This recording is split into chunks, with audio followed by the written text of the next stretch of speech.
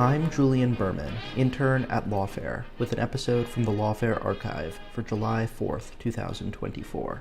Earlier this week, the Supreme Court issued a decision in Trump v. United States, the presidential immunity case arising out of the January 6th criminal prosecution brought by special counsel Jack Smith against former President Trump. The court established, in a 6-3 ruling, that presidents of the United States are immune from criminal prosecution for official acts. For today's archive episode, I chose a conversation from the Lawfare podcast that aired on March 22nd, 2021. In the episode, Benjamin Wittes sat down with Seamus Hughes and Alan Rozenshtein to discuss Hughes's database, which tracks criminal cases related to the January 6th insurrection. They examined the pattern of charges issued to these defendants, speculated whether the investigation would reach the president and his inner circle, and discussed the possibility of seditious conspiracy charges.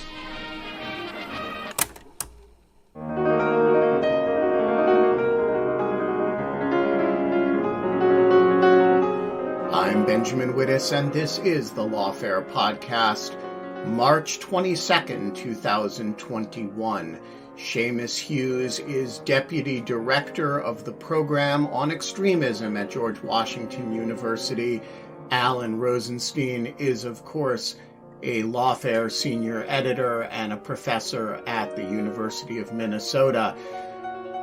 They joined me in the virtual Jungle studio before a live audience on Lawfare Live to talk about the group of cases that have been filed in connection with the January 6th riot and insurrection. We talked about the database that Hughes is maintaining and building of cases and defendants and charges filed in connection with January 6th. We talked about the pattern of charges. What does the picture look like so far? Is it likely to get closer to the president and his inner circle? And will it result in a series of seditious conspiracy charges? It's the Lawfare podcast, March 22nd, Seamus Hughes and Alan Rozenshtein on the January 6th charges. So Seamus, get us started. You have been collecting a database, creating a database of all the cases that are being filed at the federal level involving January 6th. What have you been doing? What's the purpose of it? And what does it show so far? Thanks for having me. I really appreciate it. And so the program's always had a history of tracking kind of legal cases when it comes to extremism in America. And January 6th happened, and we saw it as a kind of a singular event that brought kind of a bug light of all forms of domestic extremism to one location, from the militias to the QAnon to everything in between. And so we rolled up our sleeves and said, let's track everyone who's been arrested, both in the federal and the DC Superior Court. So where are we at now? We've got 324 people who have been publicly charged so far. Just to put that in context, in the last 24 hours, we've added 30 cases. So they keep coming. We track gender, what state, they're from 40 different states in DC. If we can figure out affiliation, are they Oath Keepers, Proud Boys, randoms, things like that. What the indictments and affidavits say. Social media mention, where did the tip come through? They use geolocation to figure this out, things like that. And then kind of dive into, what makes these folks tick? Like, right, what was the moment of it? And so the role of a university should just kind of provide some level of public service. And I thought, this was a historical event, the likes of which we haven't seen in the past. And so we've got about, 2,000-3,000 pages of legal documents available to the public on our website, extremism.gw.edu.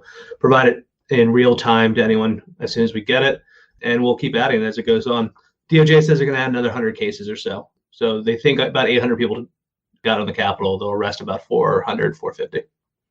I want to get to the disparity between the number of people who were have been arrested or expected to be arrested and the number of people who were believed to be in the Capitol in a moment. But before we do, if you're stepping outside of your role as mere provider of information and into the role of analyst, what's your big takeaway regarding these cases? Are they, does it reflect a significantly organized effort?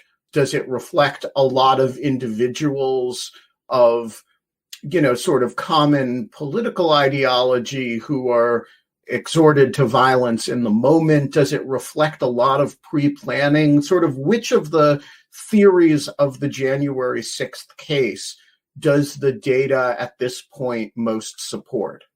So the takeaway here is it's a hodgepodge. It's a bit of a mess, right?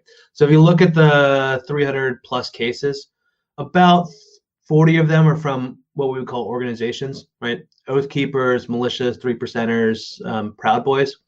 The vast majority fall in this kind of weird category that we call inspired believers. And so these are, the QAnons of the world, things like that. These are people that probably didn't have a pre-plan, the plan to kind of storm the Capitol that day. They're taking selfies in the Senate Rotunda with the George Washington bust, or smoking a blunt on the Capitol, right? Those are not kind of the folks that, as a researcher of extremism, I'm not necessarily worried about concerning, illegal, horrible that happened, but I'm really focusing on kind of those 40 plus organized clusters, because I think that represents a more kind of operational concern for it. But like I said, you had the pre-planning of the Proud Boys. On January 4th, the Oath Keeper founder put out a call and said, call to arms. We got to get to the Capitol. We got to support what's happening right now. So clearly there was a buildup, all right? And then you saw a number of people basically use the mob as their kind of in for it. So the Oath Keepers walking up the stairs in kind of a stacked formation through the crowd. But the real takeaway is it's a mess in terms of analysis, right? It's all over the map. And so we're going to keep kind of categorizing it as best we can. But it really was, like I said before, a bug light of extremism. So, far right, Proud Boys, white supremacists, militia, QAnon, everybody coming together in kind of the Woodstock of misfit toys. Alan, you have studied the charges that have been filed. Does this reflect what Seamus is describing, a sort of hodgepodge of misfit toys, bug light of extremism? Or is there some other way to describe the pattern of the Fed's charging decisions here? Sure. So first, I want to also thank Seamus for the work that he and the center have been doing. It's amazing stuff, and often one of the hardest things for people like me to do when a situation like this happens is to have an agreed upon set of facts that I can use for my legal analysis. And just having an organization out there that is just really scrupulously collecting all this information is incredibly valuable. So thank you for the work you're doing. Please keep on doing it, as I'm sure you will do. I like the phrase bug light of extremism, because I think that's right. There are small bugs and there are medium bugs and there are bigger bugs, right? So it ranges the gamut. So one way of looking at the activity is just through the charges that DOJ has brought. And there are different ways of cutting that data, but I think of it as coming down into sort of three buckets, let's say. And there's some overlap between them, but I think it's helpful to think of it in this way. So the first bucket, and this is going to be the majority of the charges, are going to be relatively minor charges that are easily provable for anyone who was physically at the location at the time. It is a crime to trespass on federal property. It is a crime to trespass on the Capitol. And while some people will argue and have argued that they thought they were welcome because it's the quote unquote people's house, that is, I think, unlikely to be a successful defense strategy. So if there is evidence that you were at the Capitol, and in particular inside the Capitol on January 6th, it's going to be very, very easy for DOJ to charge you with a trespass-like crime. And we're seeing that, I think, in almost all of the cases. And we're also seeing that as some of the preliminary charges brought, even in cases where more serious charges are brought later, because DOJ wants to start the process and charging someone with a crime they've pretty obviously committed. And of course, this is all still quote unquote alleged, but at least for some of these more minor crimes where there's video evidence, it's pretty clear that these folks were guilty. That's a good way of starting them into the system. Now, again, these are not terribly serious crimes, but they are nevertheless crimes. So this is going to be, let's say, the first category. And I think to Seamus's point, the average kind of random QAnon fanboy or fangirl who kind of wandered into this, that's probably going to be where this ends. Unlikely to be jail time in many of these cases, and who knows, that's probably okay. The second set of charges... Wait, and before you go on to the second set, What percentage, Seamus, you said there were 300 and something cases so far. What percentage of these cases are just the trespassing stuff? So, I mean, most of them are now because, as Alan said, you're trying to get them whatever charge you can right now, and you can work your way backwards. But there is a good subset, I don't know, 80 to 100, where you would call it kind of more serious. Those are conspiracy charges, although conspiracy can just be one more person in a room, but conspiracy charges, assaulting an officer, things like that. Oh, okay, but right now we're describing a base of the pyramid that is these trespassing cases, and that's the vast bulk of the numbers. Is that fair? Yeah, as it stands now. Okay. So we have this base of the pyramid. Then we have two more buckets of more serious charges. So bucket number 2 out of 3, I'm going to say more serious individualized offenses. So, for example, violence against police officers, right? So just recently, 2 individuals were charged for assaulting police officer Brian Sicknick, who died the day after the Capitol riot, and there's still a lot of factual development in terms of what did they exactly do, what did he exactly die from. There's some evidence that they used bear pepper spray. I mean, it's the facts are quite unpleasant, but there are these kinds of charges. All right, so that's the second category. And then the third category is planning offenses, and in particular, what Seamus pointed out are conspiracy offenses. So conspiracy is tricky. So the definition of conspiracy is an agreement between 2 or more individuals to commit an offense.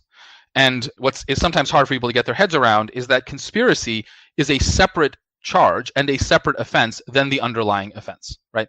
And this is in fact true no matter how serious or potentially unserious the offense is, right? So if you are littering, that's an offense. If you conspire with your friend, you agree to go and litter, the conspiracy is a separate offense, right? And this is also true if you murder someone, that's an offense of murder. But if you conspire with someone to murder that person, that is also the conspiracy charge, right? So the tricky thing is, here there are multiple federal statutes that criminalize conspiracy. And the seriousness of the conspiracy charge depends in part on the seriousness of the offense itself. So Seamus pointed out that some of the people that will be charged with conspiracy will be charged with conspiracy because they agreed with someone else to wander into the Capitol and take selfies in front of the various monuments. Because the underlying offense in that case may end up being a misdemeanor, the additional conspiracy charge is not going to be that serious. What I think we're far more interested in, right, and where more of the public attention is, I think, rightfully being placed, is conspiracy charges brought against low-level, mid-level, or even high-level members of groups like the Oath Keepers or the Proud Boys or the 3 Percenters or whatnot. This gets complicated very quickly because you have to identify what the substance offense is, and the government will have to identify or establish that, in fact, there was agreement to commit that offense. And there have been some, the government has had some losses in certain cases in that. What we haven't seen yet, but I think we're all kind of waiting for, is the most serious kind of conspiracy charge, which is called seditious conspiracy. And seditious conspiracy, we can get into this later in detail, but in short, it's a crime stemming all the way back to the Civil War, which criminalizes conspiracy to, and here the language is important, but roughly, let's say, to attack the government, right? And what we have not seen, although we've seen a bunch of conspiracy charges, is we have not seen a seditious conspiracy charge yet. Now, again, we can talk about why that's the case, what the chances are, but just to back up, so the 3 buckets are the base of the pyramid, a bunch of basically trespassing statutes, then one set of serious individual crimes, assaulting police officers, maybe stealing property, and then another set of serious crimes, serious because it's conspiracy, which is planning to commit any one of many substantive offenses. I want to come back. There's a lot in there, but I want to start with one, I think, disparity that will jump out at the regular person listener, which is, hang on, we have alleged conspiracies and we have an attack on the government. How can we not have an alleged conspiracy to attack the government? And so we've got, 800 people who are in the building. Surely some of them were conspiring to attack the government. Why not? Yeah, that I think is the central question. So I think what it comes down to is that the law that criminalizes seditious conspiracy is very poorly written, and it presents unique difficulties for the government. So let me actually read the relevant sentence. If two or more persons, and this is for those who are following along, is at 18 USC 2384. If two or more persons in any state or territory, and I'm going to skip some stuff, conspire to overthrow, put down, or to destroy by force the government of the United States, or to levy war against them, okay, so pretty serious conduct, or to oppose by force the authority thereof, or by force to prevent, hinder, or delay the execution of any law of the United States, or by force to seize, take, or possess any property of the United States, shall be guilty of seditious conspiracy and subject to potentially 20 years. Okay? This is a seditious conspiracy statute. The tricky thing about it is that it basically covers two different types of conduct. It covers very, very serious conduct, conspiring to overthrow, put down, or destroy by force the government or the United States. And then it also covers, by its plain language, stuff that seems much less serious, right? To oppose by force the authority of, to prevent, hinder, delay any law, to take any property. And because the statute is at once so serious and so broadly and awkwardly written, it presents unique challenges towards anyone trying to use it. And the challenges are as follows. First, there's not a ton of precedent on what exactly it means. And the precedents that exist are relatively restrictive, right? The Department of Justice has brought successful seditious conspiracy charges in the past, but in other cases, most notably in 2012, in a set of charges against a Christian militia group in Michigan, the government was unsuccessful because it wasn't able to show to the satisfaction of the judge that the activities at issue were meant to be anti-government in particular, right? In particular, to get in the way of a particular government action. So if you are a federal prosecutor, and federal prosecutors are generally fairly conservative and risk averse, right?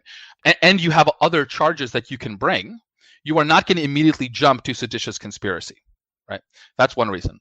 Another reason is that if I were in this, I think particularly true for, let's say, the Biden administration, I would be very careful about bringing seditious conspiracy charges because I wouldn't want to, in the process of doing so, expand the statute in a way that someone coming after me could abuse.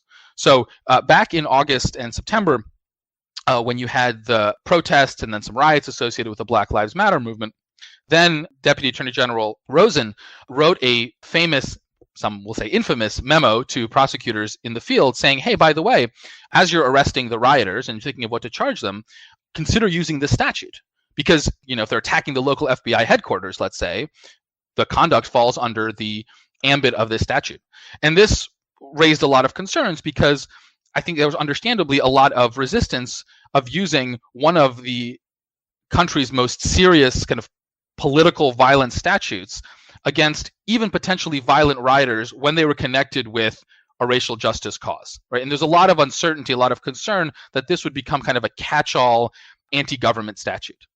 So if you are the Biden administration and you probably share some of these concerns, you want to be very, very careful with how you bring a seditious conspiracy statute because you want to make sure that you only bring it for the most serious offenses, and you want to present the argument as saying, look, the reason we're bringing it is not because these individuals, quote, try to prevent, hinder, or delay the execution of any law of the United States, right? Even though they obviously did. You want to make sure that the judge understands that you're bringing this because it's the most serious conduct, because you're trying to set a precedent for what this means going forward, right?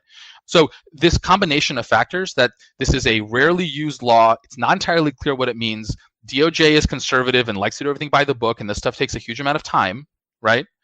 Plus the fact that substantively they want to be very, very careful. I think this explains why we have not seen seditious conspiracy charges yet, even though there have been some strong indications, including from the U.S. Attorney's Office for the District of Columbia, that those charges will at some point come. They just might come a little bit later down the line. All right. So, Seamus, do you expect those charges to come, or are you expecting to continue to see a kind of hodgepodge? In other words, as we learn more and as more people end up in cooperative arrangements with the government. Should we expect this to clarify in the direction of, hey, there was an underlying conspiracy here that was, or more than one maybe, or should we expect it to continue to be a random assortment of misfits and, some of whom are conspiring with one another in threes and fours, but there's no great underlying animating spirit behind the thing? Yeah, I think I would look at this in two different ways, right? One is the U.S. Attorney's approach and the U.S. Attorney's Office approach and the FBI's approach, right?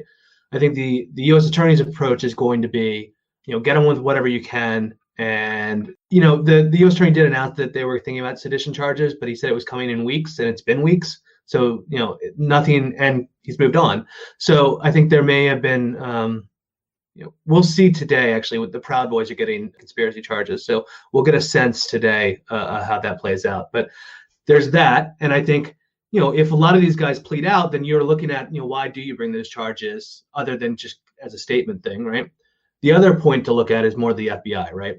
Not necessarily sedition charges on that, but really more of a predicate to open investigations and in cases of things not involved on January 6th.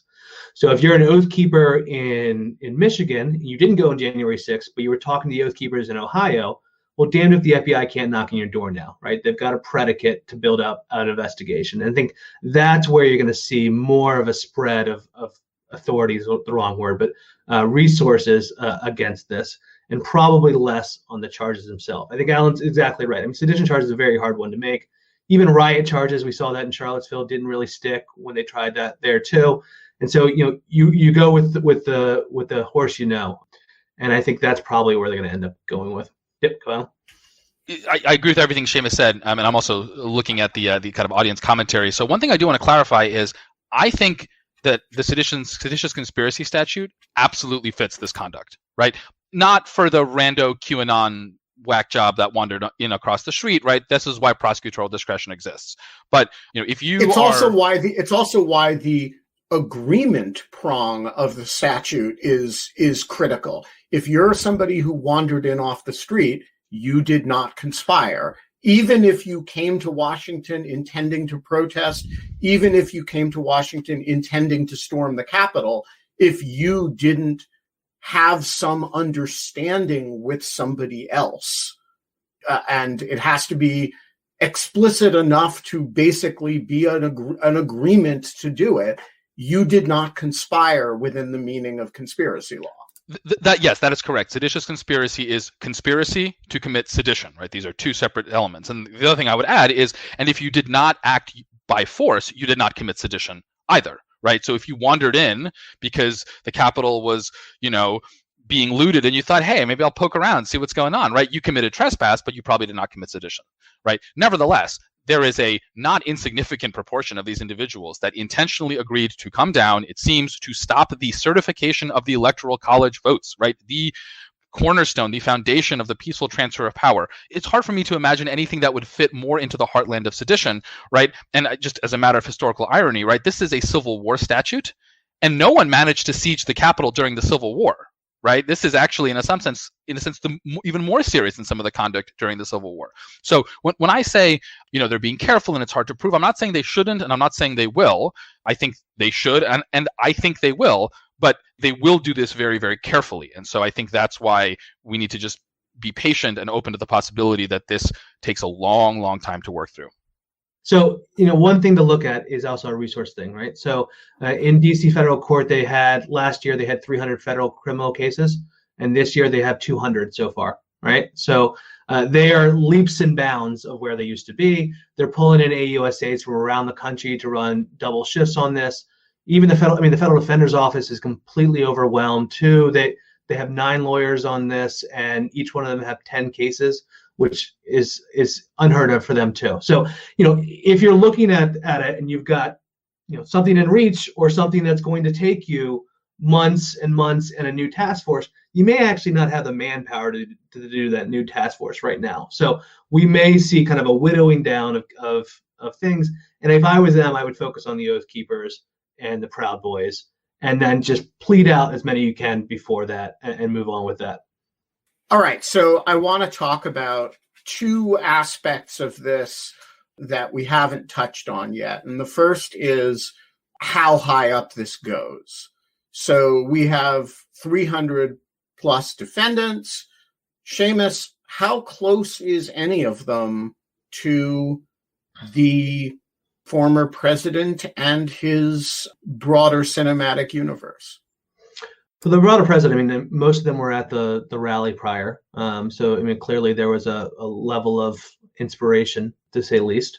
In terms of like an inner circle, we saw Proud Boys that were arrested that also were acted as security for Roger Stone in the past.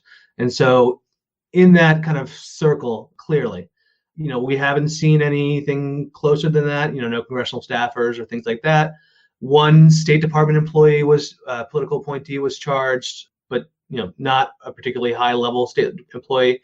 I would be surprised if DOJ, barring the evidence staring them in the face, I don't know if they're going to kind of touch that third rail, but we'll see. I would say everyone who's kind of followed the Proud Boys has known they've been in that circle for quite a while and have flirted. Both sides have flirted with each other to a great degree.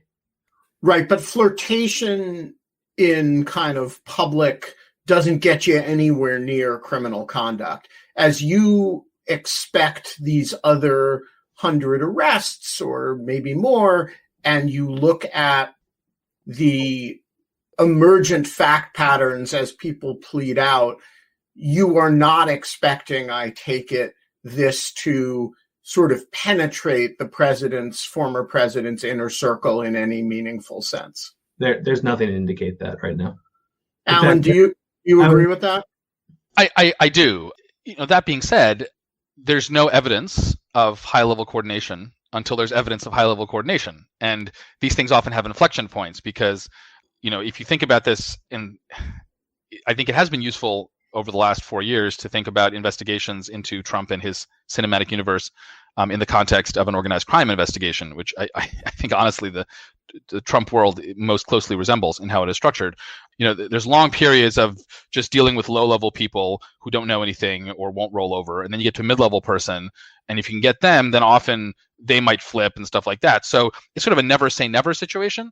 That being said, my intuition, for what it's worth, is that there very unlikely was anything like the sort of high-level coordination, the sort of explicit coordination that you would need for criminal charges. And I want to be very clear: it is not. It is not because Trump and his inner circle wouldn't have wanted it. It's not because they were trying to toe the line between, trolling the Democrats or whipping up opposition to the election and violence. It's because they're fundamentally disorganized, right? These are not competent individuals, right? And I think something we've seen over the Trump administration is kind of more evidence for this wonderful saying that I really love, which is never ascribe to malevolence what can equally be explained by incompetence.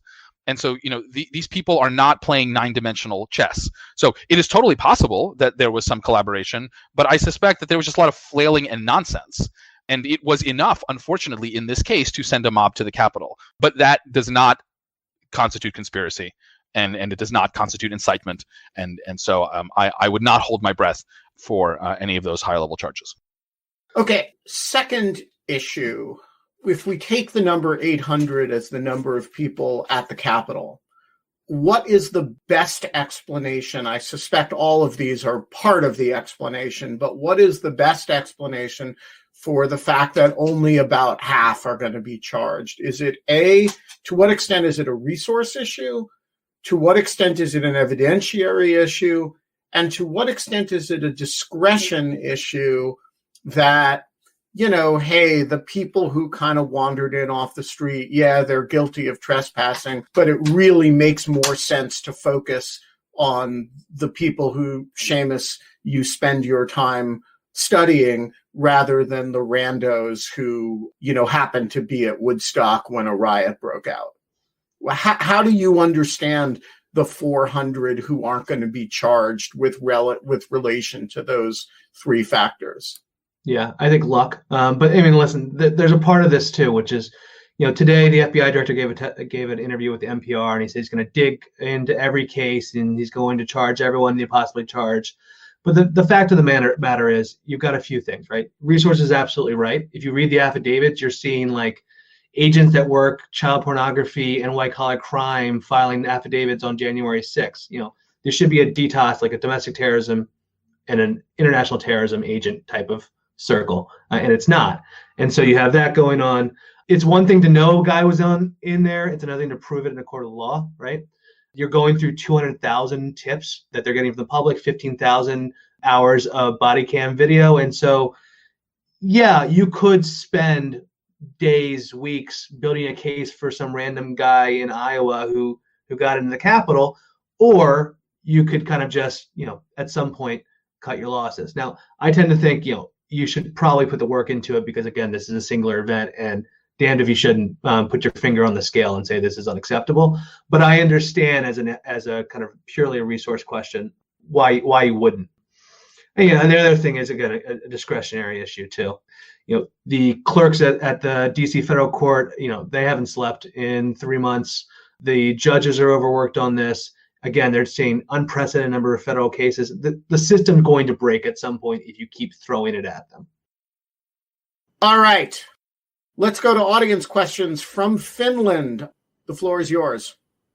Thanks, Ben.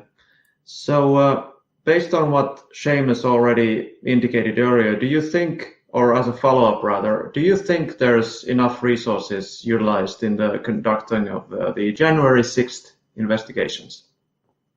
Yes. I mean, the short answer is yes. And in fact, I have a lot of friends at the Washington field office who are working basically round-the-clock shifts, and they were pulling in folks from the Colorado field office, New York, LA, and things like that. So I think they provided as much resources as they possibly can, but also you have to, I mean, this, but there are plenty of other things happening in this world. And so especially when you look at domestic extremism, which is, January 6th was important, but I'm really also worried about the folks who didn't show up on January 6th because the FBI knocked on the door beforehand and said, don't show up on January 6th. And so, you can't keep your eye off the ball on that. The short answer is I think they're trying to put enough resources on it. I think they would have had a problem no matter how many resources they had. So you've described a resource choke. Auntie's question involves a resource choke at the Bureau, but you've also described a real resource choke in the courts. Once cases are at the level of prosecution. Where do you understand the real choke points in these cases to be? I don't think it's the Bureau. I think the Bureau is able to get the information out to DOJ pretty quickly, although one would argue they're part of DOJ, but they won't. So they can get the information to DOJ. I think there's a choke point at DOJ in terms of review, understandably so. And then if we're looking at public access, there's a choke point. So, the clerks, because of, this is a side note, but because of SolarWinds, there's been a slowdown on sealed documents getting unsealed in DC and other places. And so you're seeing things that were filed four weeks ago be unsealed the next day, but not show up on the public record until 4 weeks later. And so that tells us that the clerk has to take the thumb drive from their airlock laptop, bring it over to the ECF machine and then do the whole thing. So it's a mess all the way through and through. They're doing the best they can, but it's not a clean process whatsoever. Alan? Yeah, I defer to Seamus on sort of his knowledge of the ins and outs of the kind of process itself, and I would agree. Everything I've seen suggests that they're throwing as many resources as possible into this. The thing I would want to add is I think it's important when thinking about resources not to get too completionist about this.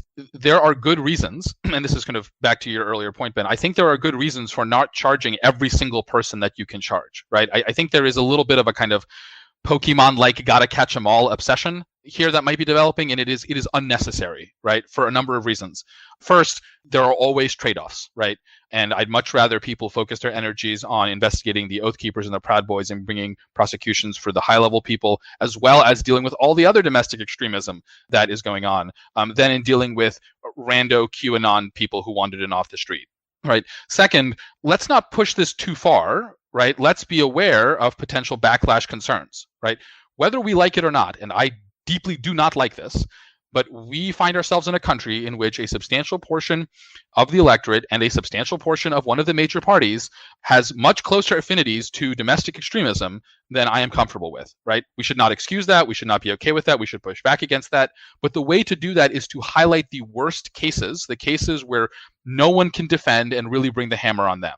It is not to take the rando, Iowa grandmother who wandered in, even if her views are deplorable, as I believe that they are, right? And, screw her to the wall, right? That I think is unnecessary.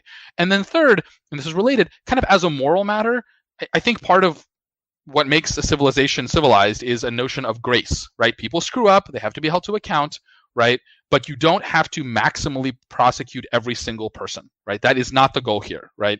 The goal, and this is, I used to be a part of DOJ. I was briefly a federal prosecutor, and I don't remember if this is written literally on the DOJ building or if it's inscribed in the walls, but it's a famous quote from Justice Jackson, right, back when he was the Attorney General, right? The point of a prosecutor is not to bring prosecutions. It is to do justice. And sometimes justice is done by saying, you did a terrible thing. Do not do this again. We conditionally forgive you. So that is what I would say related to this question of resources. So do you think Garland's appointment has any effect on the zeal with which investigations proceed against the rioters? Ben, I almost feel like you are best placed to answer that question. I feel like you know more about Merrick Garland than the rest of us combined. So I would say in response to that, probably not in the short term. What we're seeing now in these investigations is the culmination of a great deal of work that has been going on continuously since January 6th, and actually before, in the sense that some of these people were presumably subjects of predicated investigations before that as well.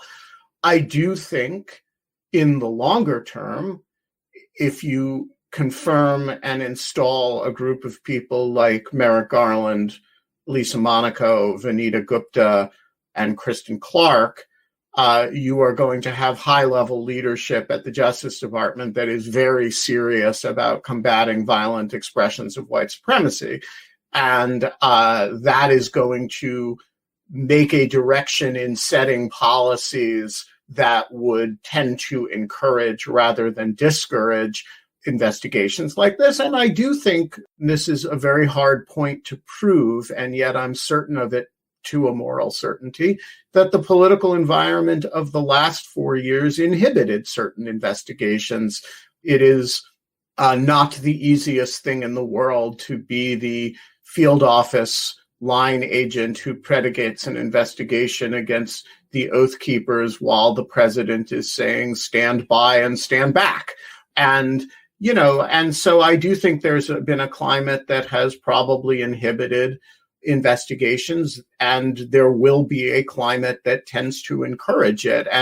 But I don't think there's been Merrick Garland showed up in the building, and so, all of a sudden the floodgates are open on a bunch of FBI actions with respect to Proud Boys that were not available, 3 weeks ago.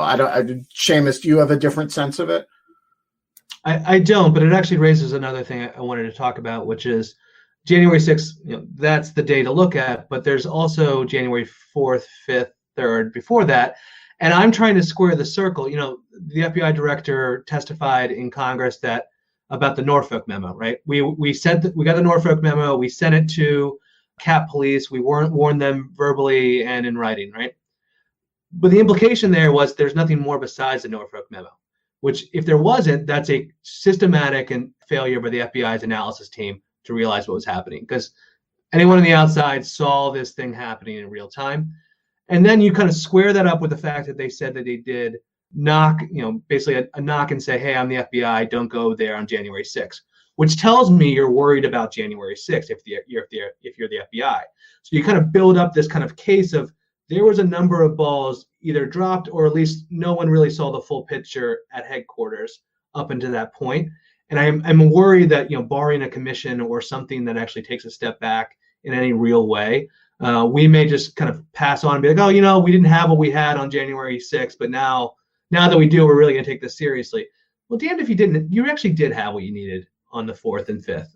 I just want to foot stomp this point, which I feel like I've been crying in lonely darkness about for the last few months. I mean, Chris Wray went up and testified and made a simply outrageous set of claims about the Bureau's performance here and was not called on it by any member of the Judiciary Committee. And I have my own theory about why that was, which is that Democrats are principally interested in establishing that the former president's rhetoric was, a causal factor here, and Republicans are principally interested in rejecting that premise and showing that, in fact, Antifa is just as scary as.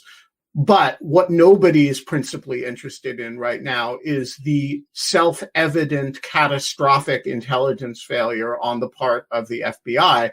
And so you can have Chris Wray and then the next day, Jill Sanborn go up and testify. And this transparently nonsensical story that they're telling is largely unchallenged. I think it's amazing, but it's not going to be resolved by criminal charges. No, I mean, I think you're absolutely right. The singular focus on the Norfolk memo is just, it's like, oh, we messed up on that one thing, or, we had some internet chatter, but that is what we had. And if everyone focused on the Norfolk memo, you're missing the entire story of what happened, right? There was 302s, there was preliminary investigations, there was a number of people on no-fly, or at least selectee lists who were traveling in DC. And if you've got 60 people coming to DC, they're all on the no-fly on selectee list, and they're all coming on January 6th. Well, you need to take a step back and realize there's something happening that day. So there's a whole host of things that a proper kind of congressional investigation, which will never happen, a proper congressional investigation would be useful. No, I could not agree more. And I also think one of the things that the FBI is saving itself from having to examine is the issue of implicit bias.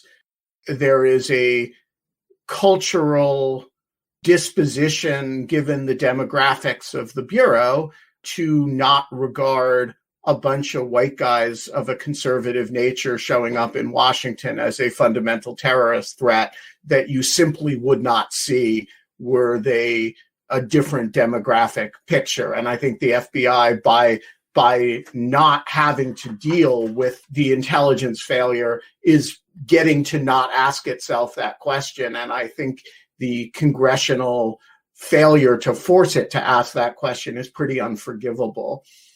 You're up. Thank you, Ben, and your comments previewed my question pretty well. So 3 months after January 6th, there's still a partisan divide on what exactly we saw or witnessed on January 6th from the law enforcement side or from the Democrats side, if you want to call it that. It was like a domestic 9/11 attack, whereas Republicans or sort of Trumpist side want to see it as kind of almost like an Alamo, like remember the Alamo, our last stand for Trump.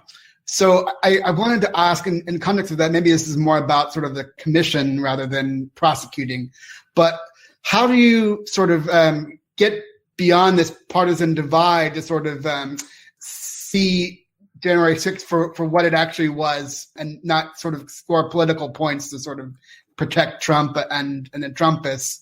And, down to these, you mentioned sort of earlier the death of Officer Sicknick, and we still don't know exactly what happened there, but there seems to be sort of Republican conservative effort to sort of say, oh, he didn't die from blows, he was sort of had a physical reaction to something, and so it wasn't a murder, it was more sort of a occupational hazard. So just sort of in light of all that, how do you see sort of like the partisan disagreement on what January 6th was being fixed going forward, or do you think this will be something that will plague any kind of commission in terms of getting to the truth and sort of Republicans wanting to defend Trump and Trumpists and their base to the end? Alan, why don't you get us started on this? My views on this are pretty simple and pretty depressing, which is I think it is pointless to try for bipartisanship. Bipartisanship requires that bipartisanship be in the interests of both sides, right? This is how it works, right? We elect politicians or the people who become politicians are people who are very sensitive to political incentives. And for a variety of structural features in American society, it is not in the short-term incentive of the vast majority of Republican politicians to be on the side of democracy and rule of law in this instance. There are obviously notable exceptions, but these exceptions are rare. They tend to be either retiring or have kind of independent power bases, like Mitt Romney in Utah. Nor do I think, frankly, we should waste too much of our time trying to be bipartisan here.